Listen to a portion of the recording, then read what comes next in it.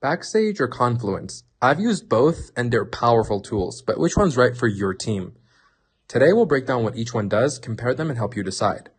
Backstage is an open source by Spotify. It's a developer portal framework designed for engineering teams. It centralizes tools, services, and documentation with a software catalog to track ownership and dependencies.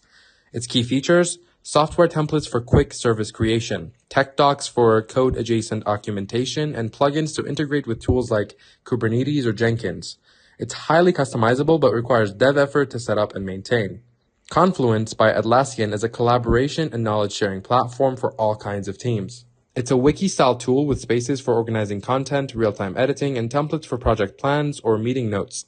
It integrates tightly with Jira and excels at creating centralized knowledge bases. It's user-friendly, scalable, but less focused on developer-specific workflows. So, how do they stack up? Backstage is developer-centric, ideal for managing software, ecosystems, and self-service DevOps. It's complex to deploy but powerful for engineering. Confluence is broader, perfect for team collaboration and knowledge management across departments. It's easier to use but less tailored for devs. If you're an engineering team, Backstage wins for technical workflows. For general team documentation, Confluence is your go-to. Choose based on your needs: Backstage for devs and Confluence for teams. Check out our chart below for more details and let us know your pick in the comments.